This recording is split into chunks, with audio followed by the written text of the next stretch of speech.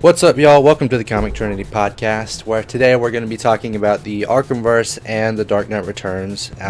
Today we do have a special guest. Why don't you go ahead and introduce yourself, special guest? Hello, I'm the special guest, Charles Cardy. Sorry, did you want more? I'm not very good at introductions. I make middling YouTube content. Oh. Well, thank you for coming on the show today. No, thank you for inviting me. I always like doing stuff like this where I just get to yap about things I like. So yeah, no, thank you. Yeah. Go. So Charles, what is your opinion on Batman Arkham Knight? That's a broad question. It's great. It's the best Arkham game, maybe. Are you talking specifically gameplay? Okay. Yeah. No. I think overall, it's the best Arkham game. But I do think it has a lot more flaws than every other Arkham game. But I think overall, it's the best Batman game. I don't think it's the best game. I think it's the best Batman game. So, Charles, before I knew anything about the DC universe, Arkham Knight was also my favorite Batman game. Okay. However, when I realized that they butchered Jason Todd... They did butcher Jason Todd, that is true. They butchered Tim Drake. Yeah, okay, they did butcher Tim Drake as well, yeah. And they also butchered their interpretation of Barbara Gordon, because as where we've seen her as a more mature adult in Arkham Asylum and Arkham City, in Arkham Knight, she acts like she's 15, even though she's supposed to be in her 30s, or late 20s. Okay, that's a new one. I've never heard that one before, but I can kind of see where you're coming from. Kind of get it. See, she makes all these quippy remarks to Bruce, which she wouldn't even dare do in the earlier Arkham games, because it was a respectful co-worker relationship and it was a serious task at hand. So when she is trying to assist Bruce with stopping Scarecrow's bomb on Gotham, she's cracking jokes about patience being a virtue in saying that they must have history, because fucking the Arkham Knight's pissy at Batman, which Batman villain isn't in the Arkham series. True. Yeah, I kind of see what you mean. I think in Arkham City she's definitely a lot more mission focused. I think the most out of line she steps in Arkham City is probably when she says about Bruce being the serial killer, right? In the Hush side mission. Yeah, that was crazy. That was crazy.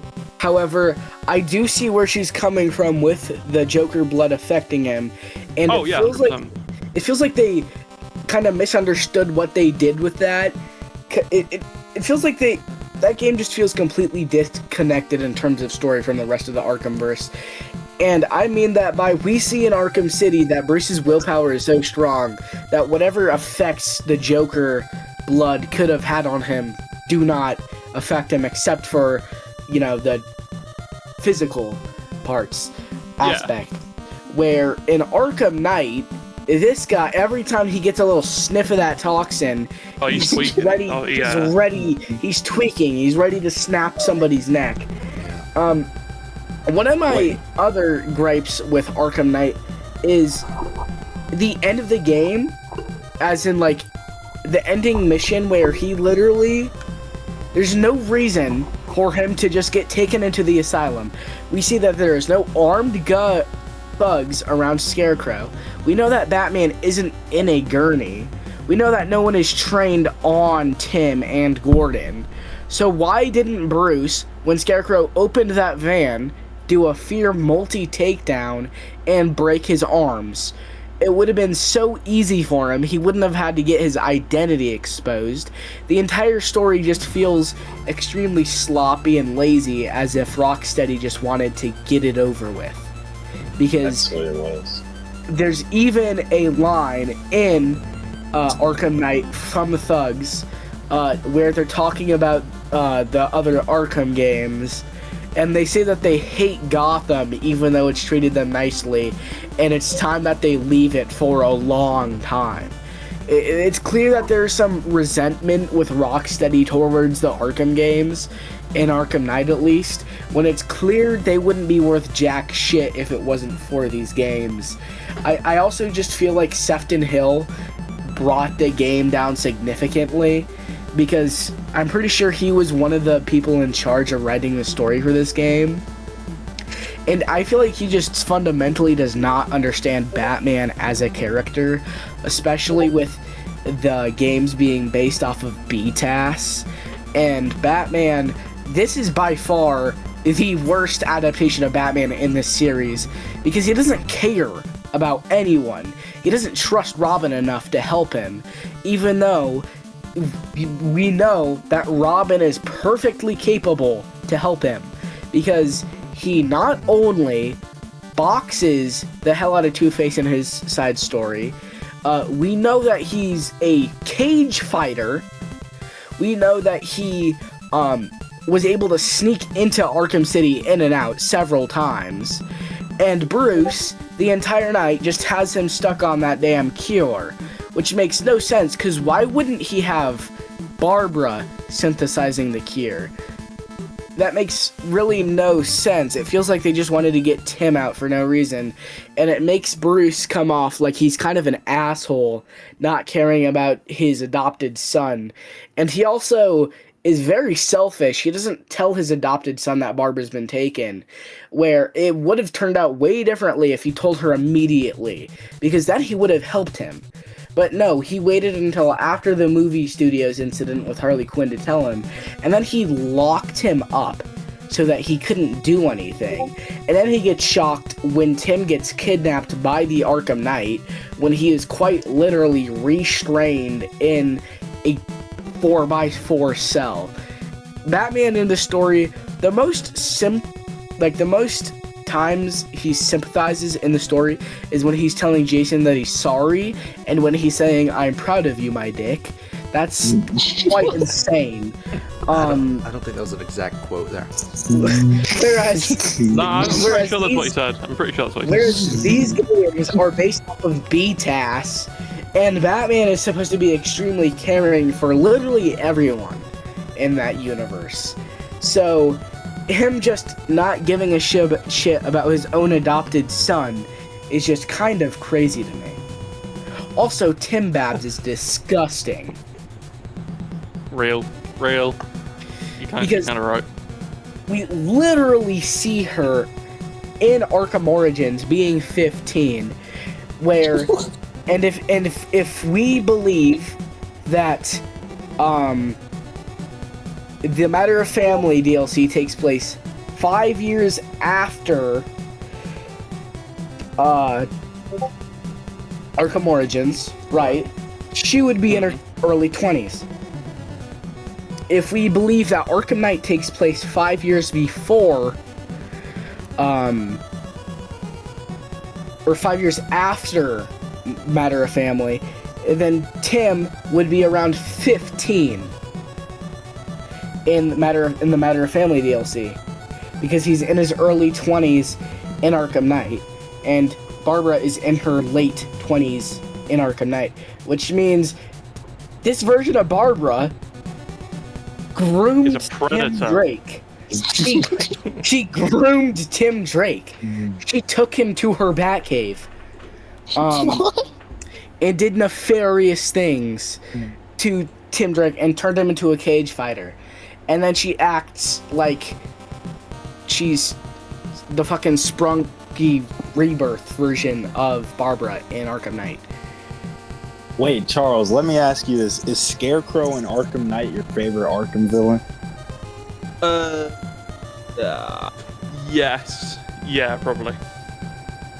Why do you like him? Why?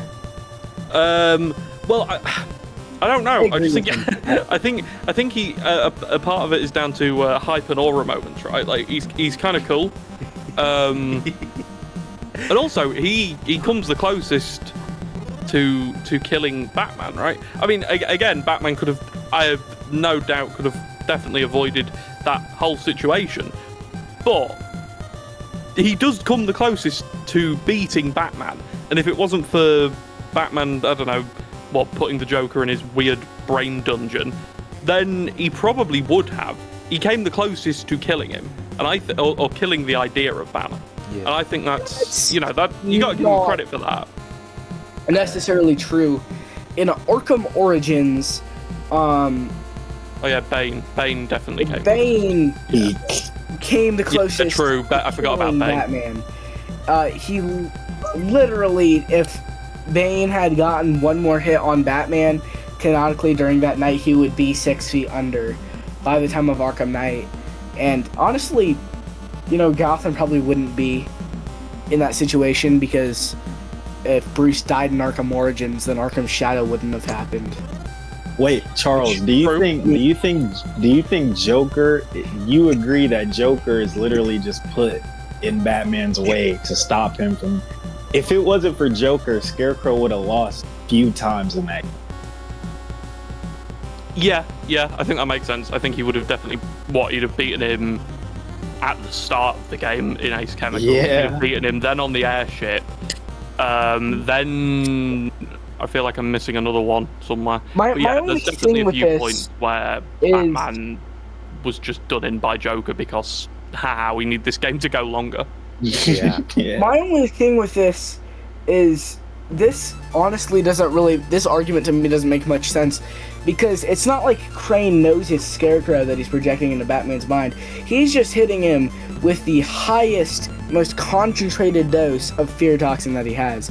His shit is probably specialized for Batman to break him, because he saw in Asylum that his fear toxin wasn't doing jack shit to Kevin Conroy.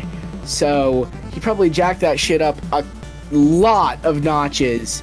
Laced it with which means, honestly, it doesn't really matter what was in Batman's mind. It could have been fucking Man-Bat for all God who knows.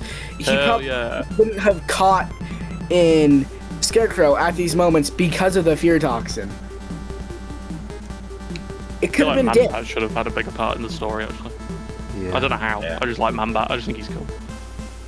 I don't like Man-Bat in this game very much. Oh no, I don't like Man-Bat in this game, but I think that generally Man-Bat's pretty cool. Well, what's different about Man-Bat in this game?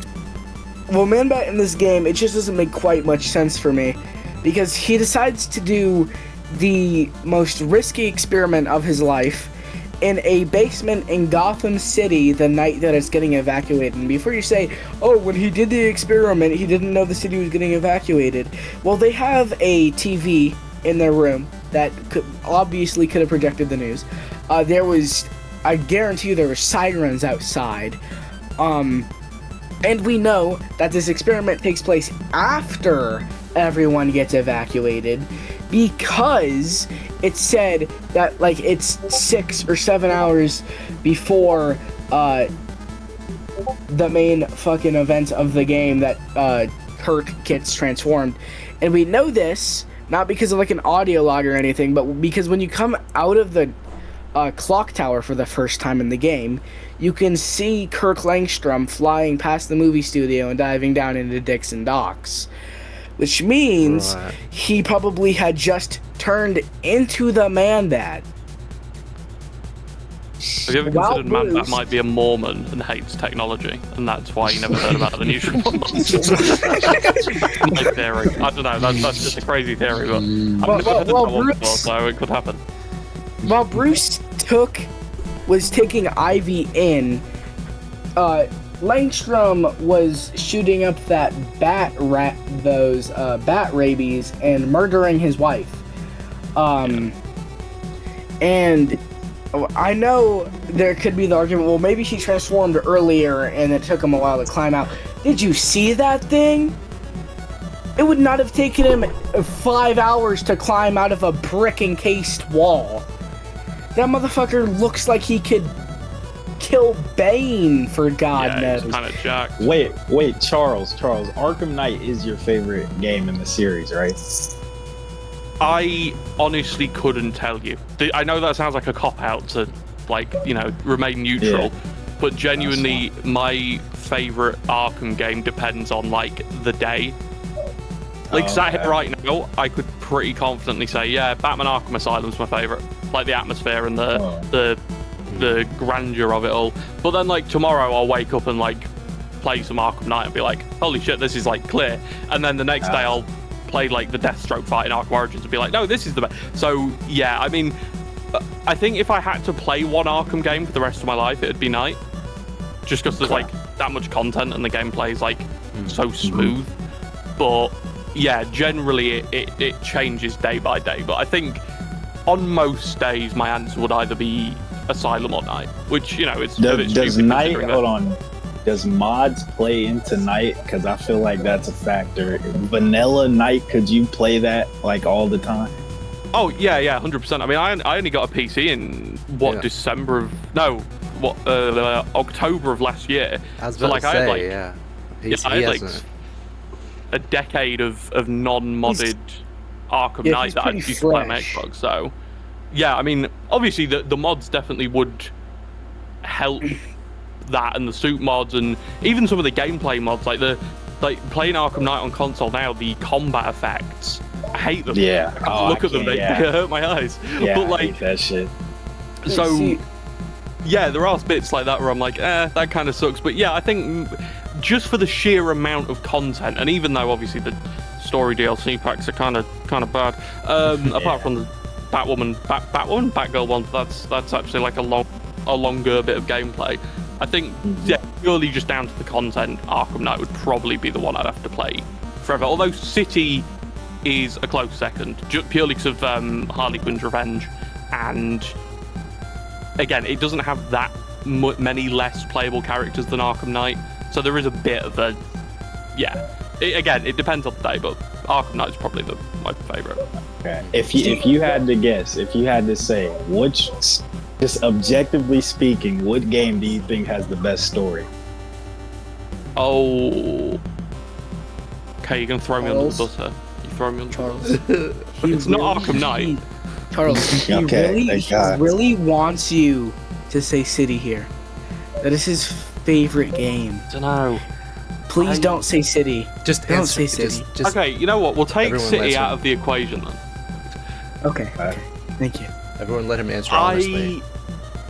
It's Origins. Stop influencing him, please. I know, I think it probably would be Origins. I like Asylum because it's simple. Right? Asylum's a very simple, straightforward story, and I really like that. The fact it's not trying to be a game-changing story. It's a pretty simple story. But Origins, from start to finish, probably has my favourite story, and it has my favourite cutscene in the Arkham series just before he goes back to Blackgate, where the bats all swirl around him and he puts the mask back on, and that bit's just like unbelievable. But yeah, probably Origins has objectively the best story. See, best cutscenes too. While Origins is my favorite Arkham game, when I was a youngster, I didn't care for Origins because I thought it kind of looked like shit. Still, when I was an illegal age for this podcast, when I was under the age of 18, I judged games based off of how they looked. Which is why Arkham Origins was one of my favorite. Which is why Arkham Knight was one of my favorites. And before I got the PC and I played on vanilla, I played on Xbox. My dumbass would keep buying the add-ons every time I uninstalled the game because I didn't realize I could. Because Xbox is a little bit complicated, just let you buy shit over and over and over again. I don't remember that. I played on Xbox for about a decade. I don't remember my shit doing that. Well, you also probably didn't uninstall your game every time you were done playing it. Actually, I uninstalled it quite a few times. I never remembered having to buy my shit all over again. You were 10 years old and were you? Okay, so I'm gonna have to bleep that shit out. R-word of the Big 26. Wow. Okay. In front of the respected guest. Oh my god. I'm respected. Oh well, thank you. Yes, bro. You're like, bro. No, you're the okay. Arkhamverse. They're only treating you like this because I've been telling them that Only? you're like my fucking idol. Really? Really? For the past 2 days. Really? Okay. Bro, don't listen to this. Bro, don't listen to him, Charles. He's lying. Okay. All right. But one of my favorite things about Arkham Knight when I was a wee bit youngster, before I was fucking legal to be on this podcast, Why do you keep emphasizing that? Yeah. because I am totally the age of 18 or older. I am totally old enough to be on this podcast. Bro. Charles, When I was a youngster, I would Our treat show is Arkham gonna Knight die like off, it. bro. I swear. I would treat Arkham Knight like it was a Dark Knight Returns video game because of how brutal he is and the fact that his car was a tank. I heard someone go, ugh. What? Who was that? Sorry. That was Cardy. That was Cardy. I would never throw up at the Dark Knight Returns ever. That's bait. Yeah. It My got favorite quiet Batman after that. story ever. Yeah. What?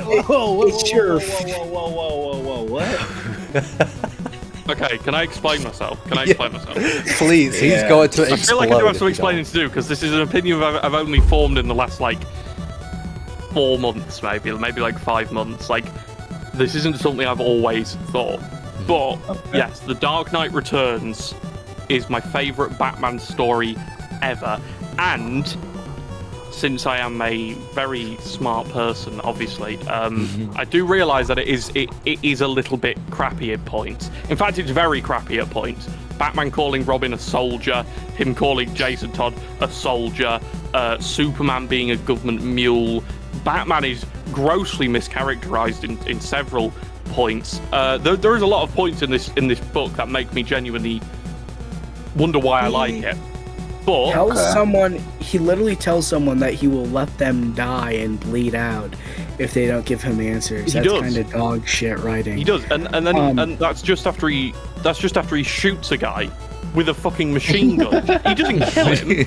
Obviously, he doesn't kill him. I think Frank Miller confirmed that he doesn't die. Yeah, it's like a shoulder shot. The point is, he still shoots someone. The more I'm talking about this, the more I'm like, do I really like this story? For me, it's between Year One and Batman Hush, or actually Batman and Robin Reborn. Let's let Charles finish his thing first. Defense. Okay. I feel like we made him start talking about how he's questioning if it's his favorite story anymore. I think he needs a break, dude. We're gonna mentally break him. We're going to break him. I've got Batman willpower. I'm fine. So yes, the reason I like it so much and hold it in such high regard is, one, because of what it did for the character of Batman, and two, because it was the first, like, I want to say mainstream, I don't think that's the word. It was the first big story that dismantled Batman and made him into a, I don't know, more of a abstract idea of, a Batman in this story is an anarchist. Right? He isn't a superhero. He's you mean heroin as a superhero? Wait, what? Where did what? He never said heroin. I don't think I ever said that. Batman in The Dark Knight Returns is basically heroin as a superhero. What the fuck?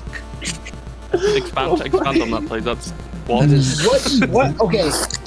Okay. Let me defend myself. What I mean is he is absolutely batshit fucking crazy in The Dark Knight Returns. More so than he is in other adaptations. More so than he is in Year One, where he kicks a tree in half. I would say he's probably more batshit crazy in The Dark Knight Strikes Again. Well, Or he commits 9/11. True and real. We're not talking about the sequels there, right, guys? He has the wonderful, bright idea to throw a batarang into the Joker's eye and then let him snap his own neck. Yeah, kind of based. I think Batman in this story is clinically insane, and I think for all intents and purposes he should be locked up and never seen again. However, I think the reason it works is because this story is supposed to be a deconstruction of Batman, and when you deconstruct Batman into his core ideas, he is the Dark Knight Returns. He's insane. He goes out at night in a suit, beats criminals up with seemingly no regard for the law, apart from the no-kill thing, which I guess does fall under the law of, you know, don't murder people. But he's not okay. Bruce Wayne is 55 in this book, and he still clings on to his dead parents who died 40 years ago at this point, over 40 years ago. And when you look at it like that, when you look at real life people who've lost their parents, they're not still grieving 40 years later. People move on. Batman doesn't move on. So when he comes back in The Dark Knight Returns, it's not to try and, you know, have hype and aura moments, although it is, and he does have a lot of them, and that's probably why the reason I like this story so much is because half of it's just Batman aura farming and saying cool shit. Yeah. But it's because he's so far into the idea that Gotham needs a Batman, that Gotham can't protect itself, and it's the idea that the common man has lost the ability to defend himself. And in this story, Batman doesn't represent Batman. He represents the common dude, right? The normal everyday man who wants to fight back against the establishment, which is kind of where the whole thing of Batman's an anarchist in this story comes from, because he kind of is. He's probably a nicer anarchist than most anarchists, but he is. And then when Superman comes in later, Superman is basically one big metaphor for the fact that, hey, the government are gonna take your rights away, because Frank Miller is clinically insane. He's a clinically insane hippie. Yeah. And although pre-9/11 Frank Miller was still clinically insane, he did have an idea of what he wanted to say. And that was that, you know, authority isn't as good as it makes itself out to be, and Batman is his vessel to tell that story. And then post 9/11 Frank Miller is actually clinically insane and deserves to be locked up for the most part, but well, then you know, at least he wasn't writing Holy Terror in 1986. But even his year one Batman has a lot of the same qualities. I'm not saying he's as, you know, he's not as Dark Knight Returns as Dark Knight Returns Batman, but he's still got a lot of the same. Yeah, does he cripple anyone in The Dark Knight Returns? Yeah, he cripples a lot of people. It was that guy, like, oh, he's young, he'll heal. Do you remember? Okay, but that's a late break. Man does it all the time. The Arkham games, he cripples a pimp, he cripples a mutant thug, and he cripples the mutant leader. The mutant leader deserved it, though. In Batman's defense, in this situation, I think the mutant gang, as underused as they are, and I think there is actually room somewhere in an Elseworld story to expand on the fact that the mutant gang are actually kind of cool as villains. That's exactly what me and Swift were saying when we were watching it. Exactly right. They are kind of cool. Like, they have cool qualities. Mm-hmm. He was getting ready to cripple Harvey Dent if he scarred both sides of his face. He was Batman in that book is fucking wild. But Batman cripples people in every story, right? Yeah. What, name a Batman story where he doesn't at least cripple someone, or not mortally wound, but like break a bone. Batman breaks a lot of bones. Batman, the Court of Owls saga. Okay, yeah, the one where he's fighting zombies. Does that count? He does kill the Talons, right? Does that? Yeah. No, I guess they're not people anymore. No. But, I mean, Batman Year One, he doesn't really cripple. He doesn't cripple anyone. I'm sure he breaks at least one bone somewhere. Yeah, but he doesn't fucking cripple them, does he? No. He doesn't snap their back in half for trying to steal someone's bag of groceries. I don't remember fucking that. Hell. Returns. Come here, mama. Come in when it's nice and warm. I think the idea of the Dark Knight Returns is a great idea, and it's being done to death now, right? We've seen it in everything. We've seen it in films, yes. we've seen it in games, we've seen it in comics. Like, it's being done to death now. But when it came out, not that I was around when it came out like 20 years before I was born, but when it came out, or 19 I guess, when it came out, The Dark Knight Returns was, a one-of-a-kind changing of the guard for what Batman was. Obviously Batman was gritty before this story, and he was clinically insane before this story, but it was never acknowledged as hard as it is in The Dark Knight Returns. And I think that's why I like it so much. That, and the fact I am a sucker for a comeback story. Like Rocky, Batman, like characters that just get beaten up and then they're like, I'm old, I'm gonna come out of retirement and call people punk. Yes. Yeah. Like, oh my god, so cool to me. That is one of my strongest points for The Dark Knight Returns. Well, let me ask you this, Charles. Do you think Frank Miller's Batman should be how Batman normally acts? Absolutely not, no. Okay. No. I think Frank Miller grossly mischaracterizes Batman in so many ways in nearly every book he's ever written with Batman in it. So no. Whoa! Just thinking of. Hold up. That better not fucking include Batman Year One. No, Batman Year One is probably the only time he hasn't turned Batman into an insane freak. Because now Frank Miller's only done Year One and then the Dark Knight saga. Oh, and I think he wrote Batman versus Batman and Spawn as well. He had writing credits on that. I don't know if he actually wrote Batman's parts for that or not. But I enjoy Strikes Again. You're mental. When hang on, I'm gonna let you land on this because I feel like you might be going somewhere. Because I do have opinions on Strikes Again. Okay, so I enjoy Strikes Again as more of a, not necessarily a Batman book, more of a Justice League book, because it is much more focused on the Justice League than it is just Batman. And it's also more of like a world building book for that universe. It also has a lot of hippie, crackpot social commentary.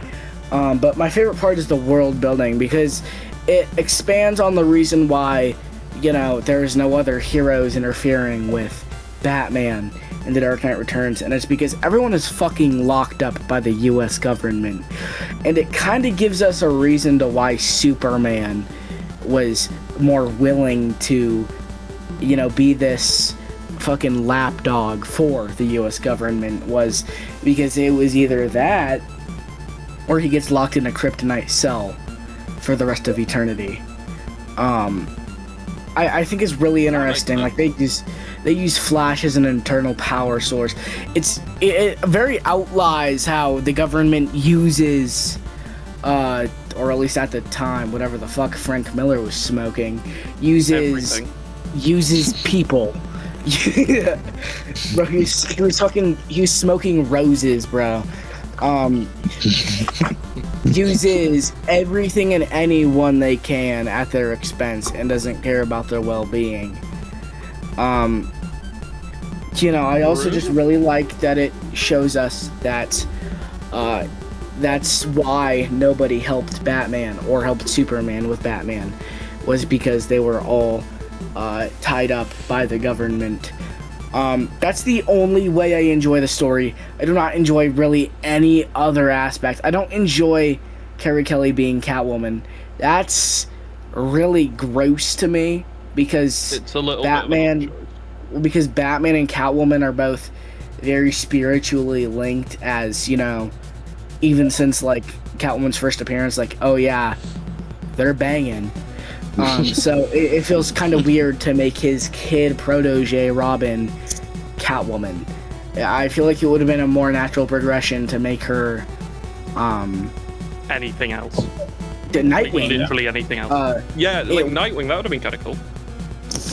I can't remember anything because it's been a long ass time since I've read this book, but I am pretty damn sure Dick becomes the second Joker in yes, yeah, he comes back. Yeah. He comes back as the second Joker, which was a fucking horrendous decision. And then the Joker just comes back in DK3, right? He just appears again. Or is it in Golden Child? One of the sequels, Joker just comes back, and it's never explained who he is, or like if it's Dick Grayson, or if it's like the original Joker. Joker just reappears, and everyone just kind of accepts it and moves on. It's really, really weird. Frank Miller should never be allowed to draw or write a comic book again. True and real. That's why they brought Brian Azzarello in for DK3, right? Because his art in there's a DK3? Yeah, so DK3 came out in 2015. It's quite new. It's called the Master Race, and it's actually not bad. Like, I'd argue to go as far as to say it's good. It's actually good. And they got Brian Azzarello in on it, and the art's really good because he did it, and Frank Miller was kept firmly away from the pen. And it had some of the original writers, like Klaus Janson, in on it. I'd say it's genuinely not bad. Like, it's not obviously Dark Knight Returns in any form of the word, but it is actually good. And Batman, it's still weird. Batman goes into the Lazarus Pit and de-ages, and that kind of ruins the whole thing of old Batman. But yeah, DK3, The Master Race, I actually would suggest reading that because it's not that bad. My biggest issue with Batman Beyond is that Bruce goes into the Lazarus Pit, and he gets his age like restored to like half HP, you know, and then he just plummets back to being a fucking old ass man after that episode. It doesn't really make sense, especially because we know he was already at the point where, you know, Ra's could transfer his body into Bruce's and it would be fine. So it doesn't really. Did he take steroids to increase his aging again? I don't know. I just had to say that. Do you prefer the book or the movie? Ooh, I think the Dark Knight Returns animated movie is one of the only animated adaptations which is as good as the comic, right? If not better in certain aspects. So for that reason, I'd say purely from the fact that it is nearly a panel for panel. Obviously, it takes some liberties here and there. Nearly a panel-for-panel recreation of the comic. I'd probably say the movie, because obviously it's more easily digestible because you can just lay there and consume the media. But also, the soundtrack by Christopher Drake is... I knew I recognized it. It sounds so much like Origins. It's very similar to Origins, to the point where the final track that plays at the end of Part 1, called Dark Knight Triumphant / End Titles. It shows how much I've listened to it because I can remember that title. I haven't Googled that. That's really sad. I need to go outside. That track, there's certain bits in it, which I've done. Like, I think I've got it lying around somewhere, where you can fade it directly into the Arkham Origins title suite, and it fades perfectly. Like, it's so Christopher Drake, and it's amazing. And apparently Christopher Drake's not a great person to work with. I don't care. His soundtracks are always amazing. Yeah. And yeah, I think for purely that reason, and say the fact that you don't lose anything from watching the film, like that you can watch the film of The Dark Knight Returns and still have an opinion on Dark Knight Returns without reading the comic, which is very rare. Like the Hush animated movie fucking sucks. You cannot have an opinion on Hush if you've only ever watched the film. The Long Halloween is just boring. That animated film is 2 parts, and oh my god, it's so boring. But The Dark Knight Returns, I think you can actually only ever watch that and still have a conversation with someone who's only ever read the comic, and you can have a conversation without going like, oh, did you only watch the film or did you only read the comic? Like, it's genuinely so well done, and I think the voice cast as well elevate it.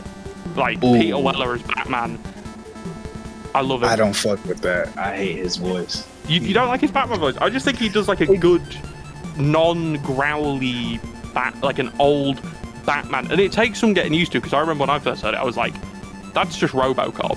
That's just RoboCop talking about how he's Batman. That's really weird. But on multiple rewatches over the years, I've like really come to like it, and like just the way he talks very slowly and methodically, and now whenever I read the comic, obviously that's the voice I read it in, because I'm like, yeah, that's like an old Batman. And obviously having a Kevin Conroy, or maybe not a Roger Craig Smith, because I feel like he always does a bit better as like a younger Batman, but definitely a Kevin Conroy maybe would have been better. But I kind of respect the fact that they were like, who could we get to play Batman? And they just went through these acts and were like, you know what? RoboCop. Let's get RoboCop to do it. And he did it, and it works. It might not be the best. I don't think it's the best Batman voice ever, thankfully. I'd be insane if I did. But I think it works well enough to the point where you can go, yeah, that's an old Batman. That's like an old man Batman. Is it weird for me to say that his voice reminds me of Adam West's Batman voice a bit? Absolutely not, no. I don't think it is.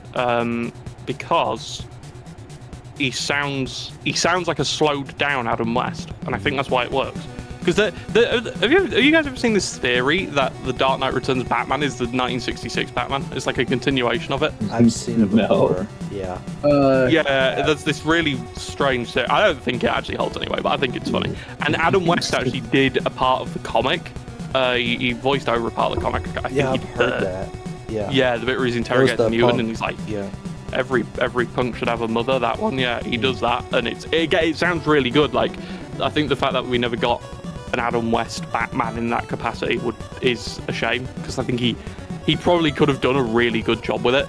But obviously he was too busy being the mayor of Quahog, so he couldn't come out. He couldn't leave Quahog to play Batman. Yeah. Hey Charles, I have a quick side tangent. We were debating this the other night. I swear on my life, I have seen a video of you where it's like just you. It was such like a culture shock to me. It was literally just you in front of a green screen.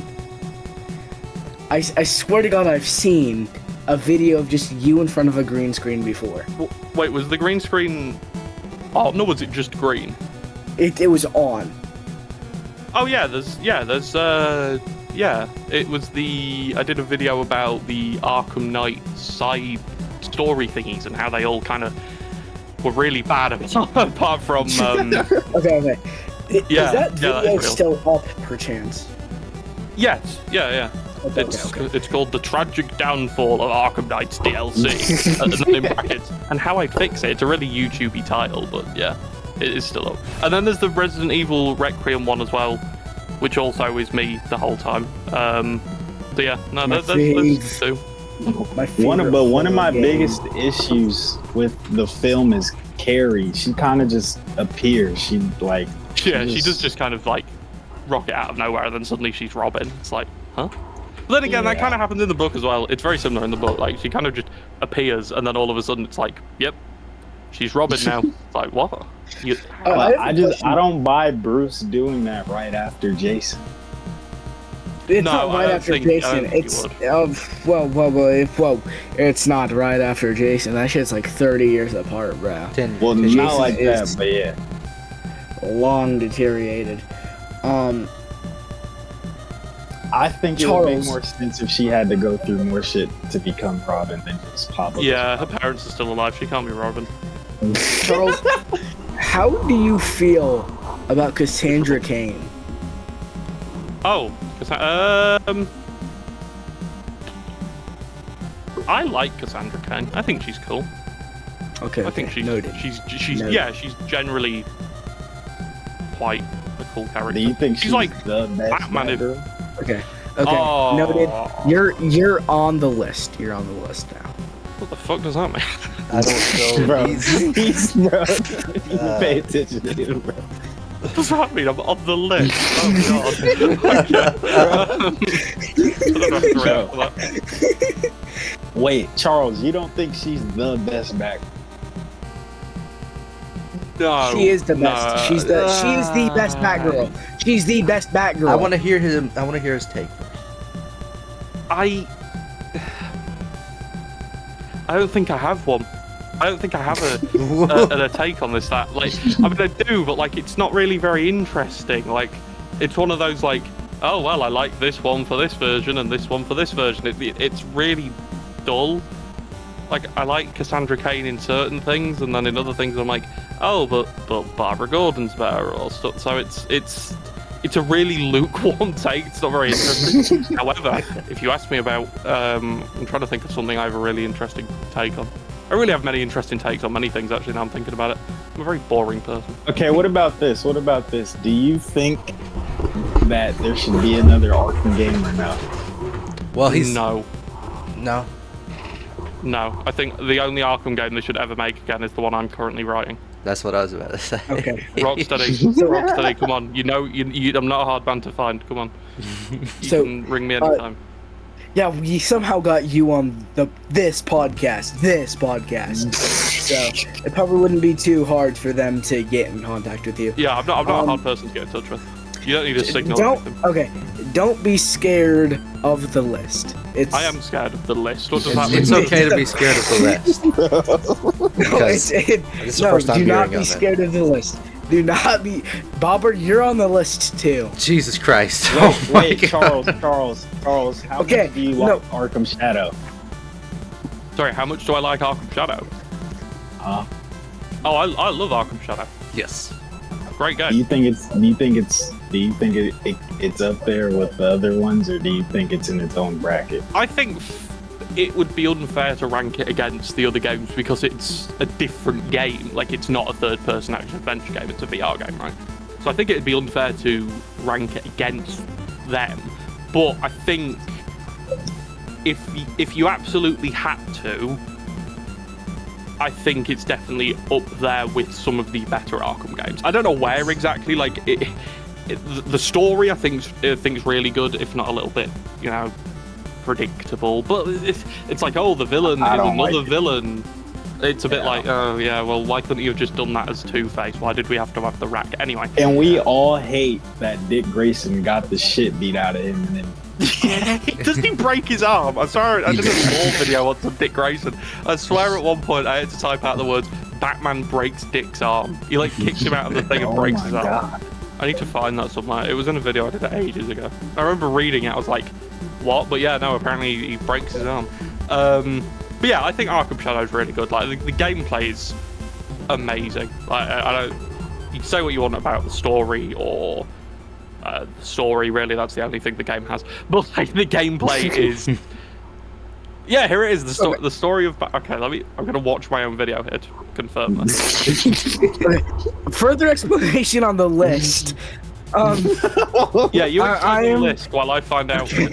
I am gathering... Oh my god, it's even worse. He broke his collarbone. Oh, he broke Dick Grayson's collarbone. Let me go live with you. Let me go live with you after you beat the shit out of me. That's... Whoa, Bobber, I don't like the way you said that.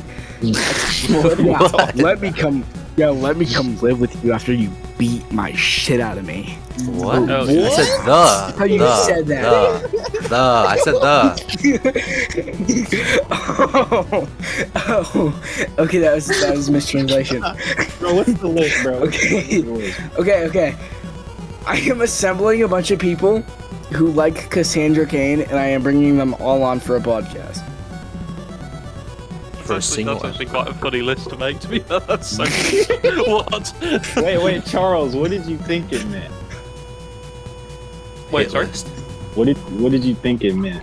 I have no idea. Honestly, I have no idea. You're on the list. I was like, what have I just been added to? The Phantom Files, bro. Wait, Charles, ask you this. Do you think, because I'm tired of seeing this, people only just recently started saying City is overrated, bro? Am I tripping? Yeah, they did. It's horrible, and I don't like it. I don't know why people have suddenly taken this stance that Arkham City is somehow like an overrated game, and it's the worst Arkham game because it doesn't do anything special, and the story's bad. Like, oh my god, why did that become a thing? Who was the first person to utter those words? I don't know. It was Phantom. They would fuck you bitch. They would like to be unique. Yes, that's what it is. I did a series a while back on YouTube called Hot Takes, right? Arkham Hot Takes. And I had to stop that series because every third comment I'd get was just, Arkham City's overrated. It's not even a top 3 Arkham game. Like, are you insane? Do you hear yourself talking? Arkham Origins is the best Arkham game, but it's up there with City. Yeah, it's probably top 2. It's but better yeah, than this City. whole Arkham City bad thing is it's actually people just trying to LARP being different, and it annoys me. It is actually just complete slop, and I hate the fact that you can say that and still be breathing by the end of the day. The only reason I will ever say that Arkham Origins is in fact better than City is because of the map. I respect City for what it's trying to be. It's trying to be a decrepit, isolated prison, a wasteland. Yeah. It's supposed to be like No Man's Land if it was a video game, which we eventually got with Arkham Knight. With Arkham Origins, it just feels so nice to be in a living, breathing Gotham. A real city, yeah. Yeah, opposed to... Yeah, I kind of get that. I like it way more than Arkham Knight's Gotham, because we have the city map, and the city map is extraordinary when it's not all decrepit and it's restored. But then we have the second island. We have the second island, and we have that big ass bridge, and that's just, it's so gothic and it's so beautiful. I wouldn't have been mad if in Arkham Knight we got those 3 islands, or we got those 2 islands with a third one. That would have been so much better than what we got. Yeah, I can kind of see that. Those 2 with Miyagani would have been perfect. I just think City is just the all-around perfect game. So City's probably the most well-rounded in terms of, story, gameplay. City for me doesn't have a standout weak point. Yeah, right? I don't see. But I think every other game does. Knights is the story. Origins is the fact that it's literally just City, but somehow looks worse, which is bizarre. Asylums is probably the gameplay. A City doesn't have a standout weak point. It doesn't do anything horrendously worse than any of the other games. I think for that reason it's probably say overall the best Arkham game. Hot take, I know. I'm sorry. Love it. I just want to say something. Okay. It's hard for me to find something bad with City. Okay, so don't take this as me saying that City is bad. I was about to say some bullshit, bro. What? But teeing us up to say some real shit, bro. Look, I've played City since the day it released. It just never has clicked with me like every other Arkham game has. There's just something in my brain that I can't for the life of me find out why. But there's something in my brain that it doesn't feel the same to me like Origins, like Asylum, like Shadow, like Night, like every other game does. Shadow? Yes, like Shadow, okay? I'm sorry. Hey, Charles? Yeah? Do you play DC Universe Online? I have a fiance. No. Damn. No, I don't. I actually don't play DC Universe Online. Ah, damn. How do you feel about what he just said, Charles? I feel nothing. Why hasn't City like what? I don't understand. What do you mean it hasn't clicked? I don't know. I really have. Look, I enjoy City. I do. See, for me, that used to be Origins. But there was something about Origins to me that never clicked properly, and then one day it did, and I was like, oh, I don't know what I was like. Not that I ever hated Origins. I mean, I was too young to hate Origins when it came out. I was only like 8 when it came out. So it came out, and I was just like, yay, Batman game! And so I was never really on the Origins like hate train. But even then, there was something about it where I was like, it doesn't feel the same. But then like eventually it did, and I was like, oh, that's cool. But yeah, I kind of get it. Like I do get it. I mean, I've been racking my brain. I've been literally combing over every single aspect of the game for years, and I just don't get why it's not doing what everything else does for me. I love the side missions. I love most of the main story. I love the traversal. I love the open world. Everything about the game. But it comes down like one notch lower to me. Do you remember you saying Arkham City was just a fetch quest? I do remember me saying that. He's right. I'm sorry. He's right. No, bro. Well, he's right, but it's so good. Yeah, it is a fetch quest, but it's a really, really well-made fetch quest. Charles, I would like you to know that, just so you know, don't take anything Swift says too seriously.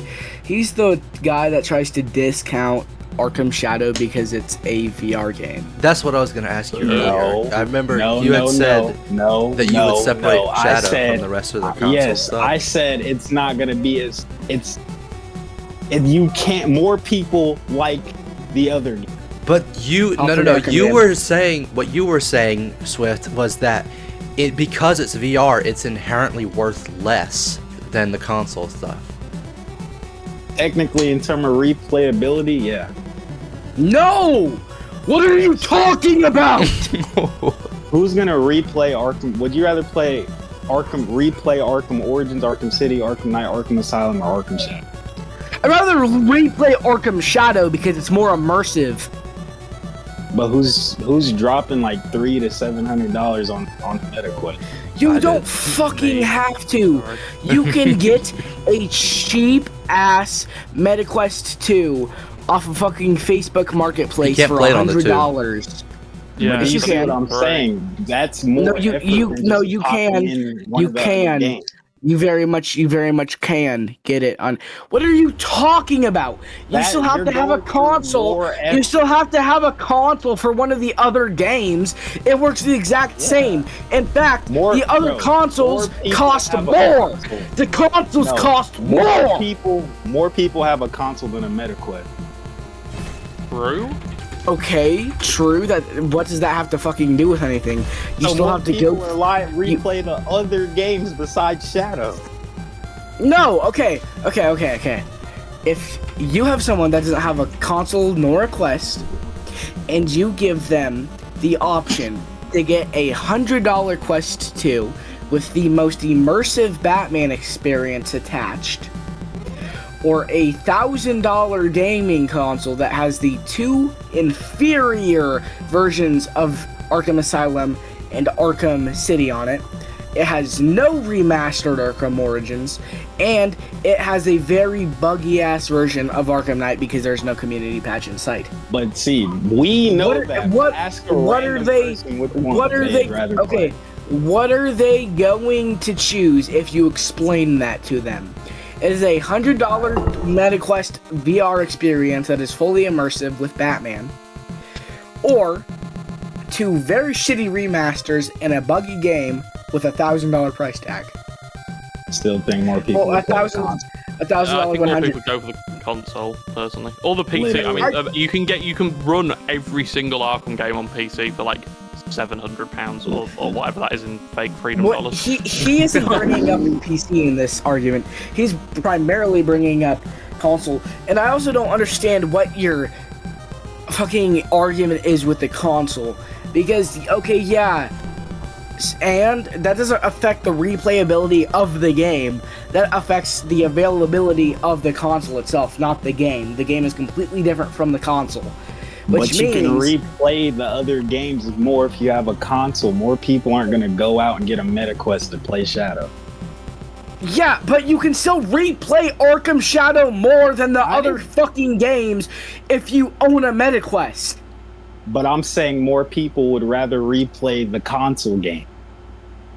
That's not true. You're saying... No, you're saying that they own a console, so they would play the console games because they don't have a Quest to play Arkham Shadow.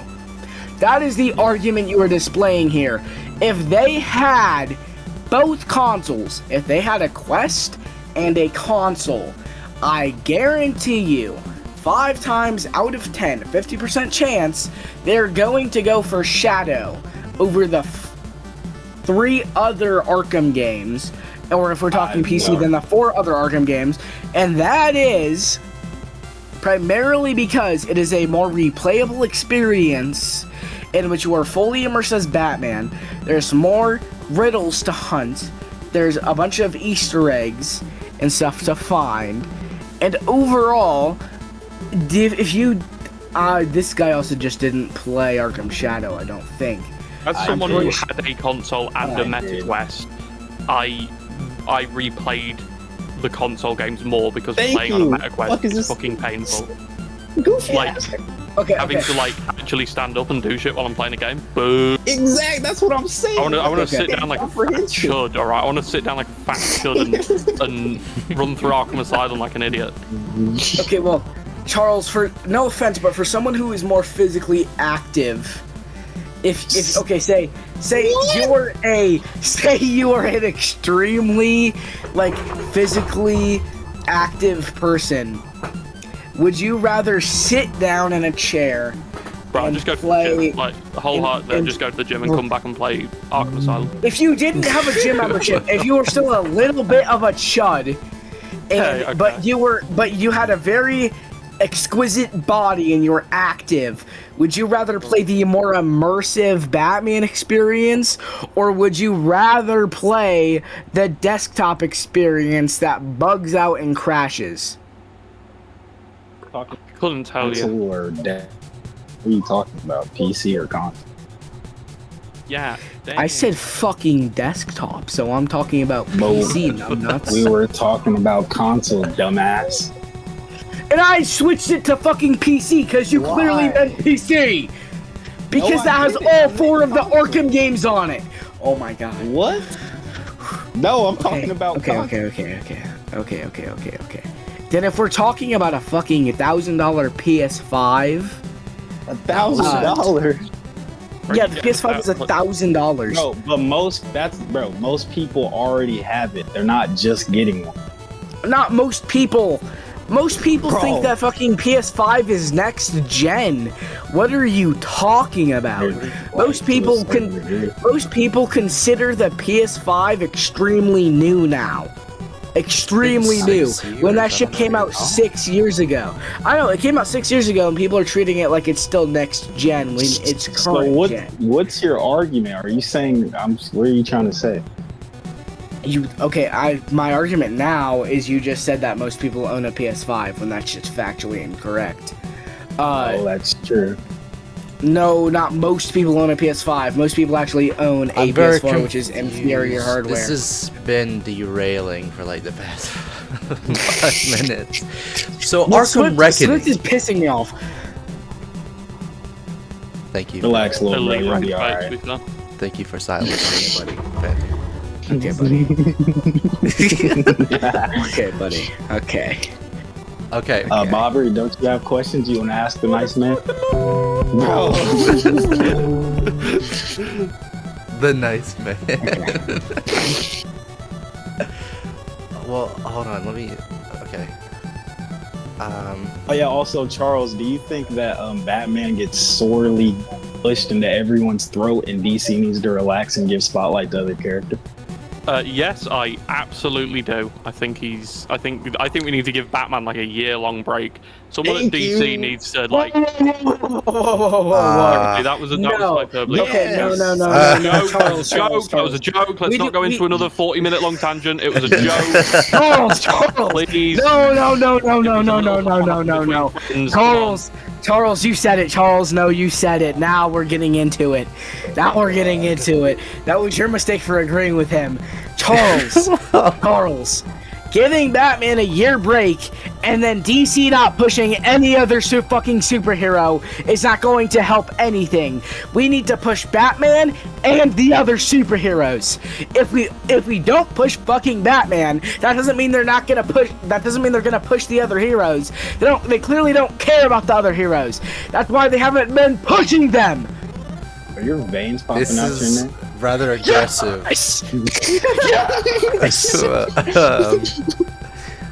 Cardi, he's off his meds, bro. Don't worry. I didn't get any sleep. Okay, Charles, I'm sorry. I really wanted this to go well today. I did not get any sleep last night. This is all my fault. Whew. Bobby, do your job, please. Well, what do you want? Ask him Fine. Cardi, Charles. Okay, maybe not take away Batman, but do you think they need to relax a little bit? Batman has 6 projects this year. Yeah, I think they need to just start pushing other characters, especially in like the more accessible formats. Like, oh yeah, absolute Martian Manhunter. Yeah, okay, give Martian Manhunter like a mainline comic and stop being such a bitch, DC.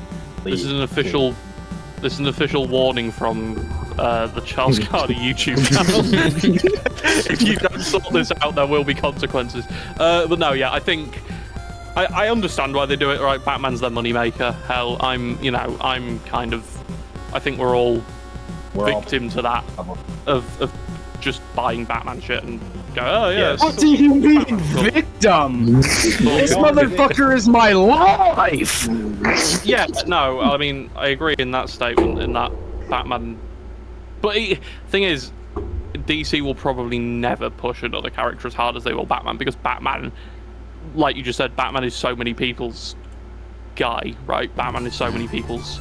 I mean, half of the shit in my room at the moment, like, in fact, I'd say over half, a good 95% of the collectibles, the Lego, the posters, it's Batman, right? Like, I've got a tiny little Superman segment, and then I'm trying to build out a Lego Justice League, which is hard because there aren't many Lego Justice League figures because they never fucking put them in sets anymore. So I get a stupid amount of money in getting some other figures. But how would you do it, Charles? If you got put in charge of DC, how would you do it? I'd just give other characters. Obviously, I'd keep going with Batman because, again, I feel like Batman kind of keeps the lights on at DC at this point. But, like, I would definitely just put other characters in more things. Like, even something as stupid as Lego sets. It sounds stupid, but we've had one non-Lego. We've had one non-Batman Lego set in the DC superheroes line in the last 5 years, and it was a Superman mech. It was a shitty Superman mech, and the mech wasn't for Lex Luthor; it was for fucking Superman. Why does Superman need a mech? Anyway, point is, even something as simple as that, like, just give other characters more time and give other characters more renditions, you know. Greenlight a fucking Wonder Woman game and actually stick to it and release it. Greenlight Martian Manhunter projects. Greenlight more Superman shit. Greenlight more Justice League stuff. I feel like we haven't got much Justice League stuff in the last few years, apart from obviously the film, but that's a different thing. But like, okay, that's a different story. I would really like Charles, to say. I have to ask you this. Hold on. How do you feel about the treatment of Hal Jordan Green Lantern? Can I be completely honest with you here? I don't think I'm qualified to give an answer. Okay. I don't like Hal Jordan Green Lantern because I am Charles Cardy. What? Arkham Knight is my favorite video game. I don't know. I'm tired. I don't know. Charles, is Arkham Knight your favorite video game? Dude, we already asked him that question. Yes. We asked if it's his favorite Arkham. I don't know. Game. It changed in the last hour. Game. My favorite game is now Arkham Underworld. Wait. Okay. All right. Your favorite games of all time are Arkham games? One of probably in my top 10. There's probably 3 Arkham games in there. Probably. I quite genuinely believe that they should actually just do the Lego Batman 2 and Lego Batman 3 thing, where in every single Batman project, they actually just make it an incognito Justice League project, so that they can shadow plug more characters in different projects, and then we can like slowly reintroduce them to the modern youth. Because, no offense, Charles, I don't know if you like the Snyderverse. I personally don't care if you do like this. I mean, I like some of it. Most of it sucks, but some of it's kind of cool. Wait, what's some of it? What do you like? Okay. Wait, okay, I'm talking here, Swift. Fuck you. I've done a lot of talking today, buddy. I think I'm going to take over now. Yes, please. Okay, Charles, no. No, let him speak, please. I am going to snort cocaine right now. Jesus Christ, dude. Charles, proceed. Sorry? Proceed. Wait, what were we talking about? I forgot. What do you I fumbled the bag. What do you like? I've always been a very big advocate of...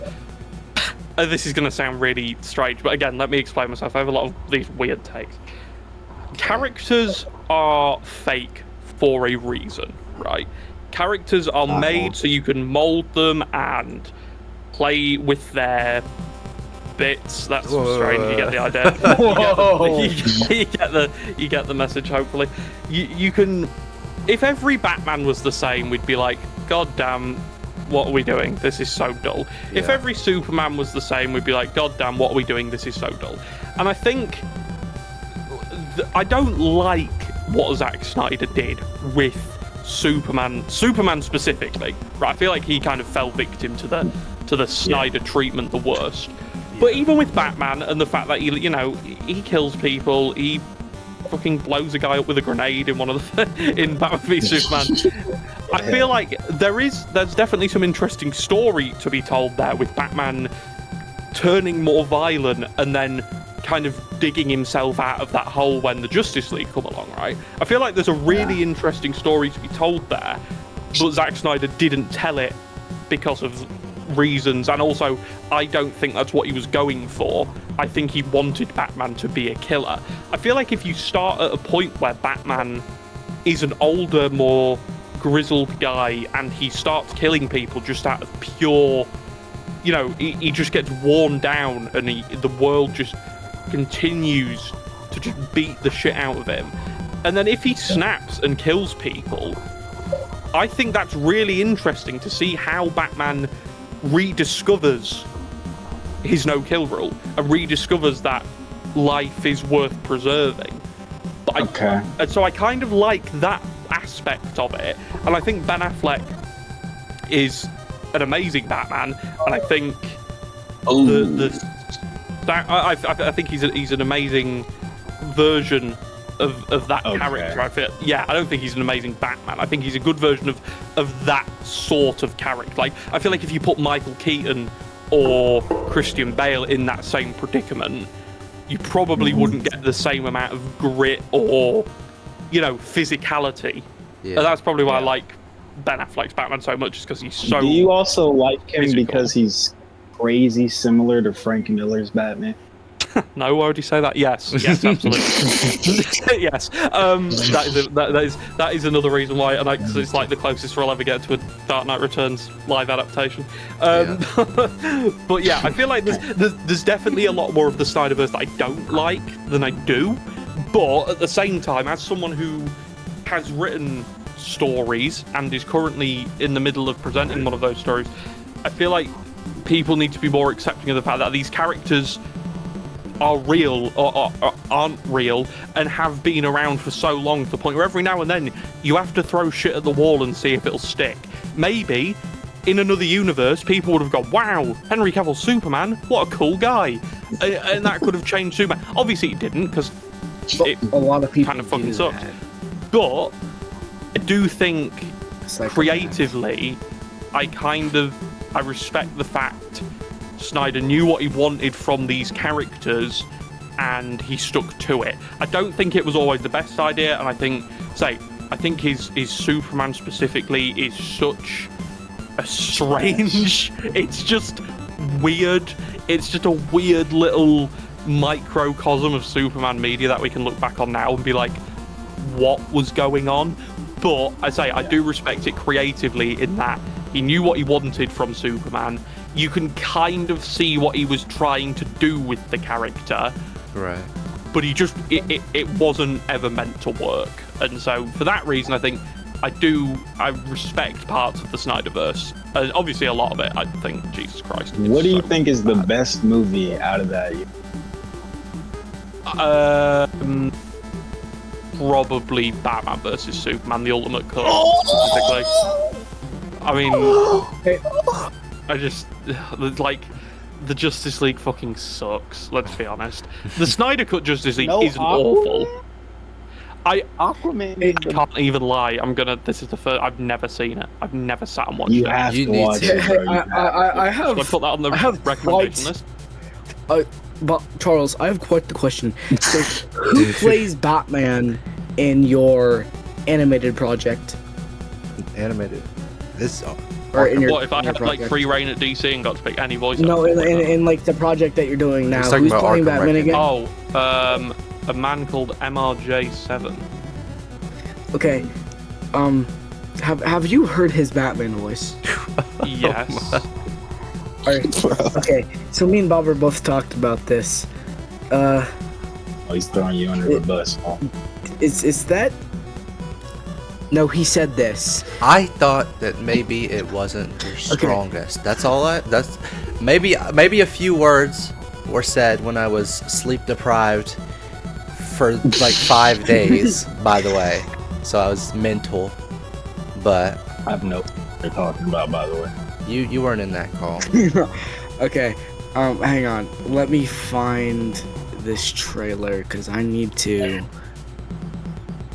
I'm sure you know who I am, punk. Charles, can you agree that I'm your worst nightmare? Dumbest versions of Batman. So, Charles,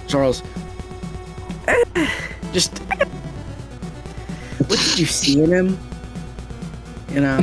Hang on, I know I'm not. Like, no offense, it's just. Do you want to do it? I'm very. No. Wait, can we hear your Batman impression?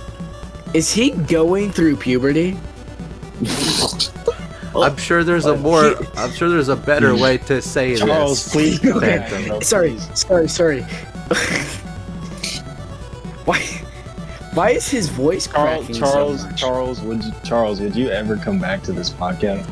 No, we're bullying him right now. Of course he's not going to. I'm not bullying him. Are you sure? I just simply want. Or he's bullying. You're bullying his friend at least. Just simply like to know. Charles Cardy is the guy. I know. I would just simply like to know why he was cast as Batman. I would like to know what he saw in his voice. Between him and Gotham Paladin, call it. Okay. Wait! You talked to Gotham Paladin? Of course he does. I mean, Gotham Paladin is in the video, yeah. Oh, he's in the video. Yeah, he's all of the Arkham guys are. Wait, Charles, why didn't you try and voice Batman? Because you're British. Oi, mutant lady, you silly cunt. Come here, you bastard. I'll fucking interrogate you. Yeah, that wouldn't be too bad. It'd be better. Dude. Okay, but Charles, can you actually like do a Batman voice, please? I'm kind of curious to hear. Probably not. No. It just ends up sounding like I've got severe throat cancer. I see you like 007. Would you like an Arkham game with 007's combat? Yes, that'd be sick. Yeah. 007's combat is unbelievably good. Like, it's so satisfying. It's so crispy. Yeah. All right. Well, I think we are closing in on our time limit for the YouTube audience, because we are gonna try and do. It's like an hour 20 for the YouTube audience, and then it's like almost an extended, like, post episode recording for our Patreon that we had set up. Is that all good with you? With me, yeah. I didn't know if maybe you would want to dip because it's a Patreon. No. But yeah, do you have any closing thoughts you would like to share on everything we've talked about? And then after closing thoughts, plug anything you would like to plug.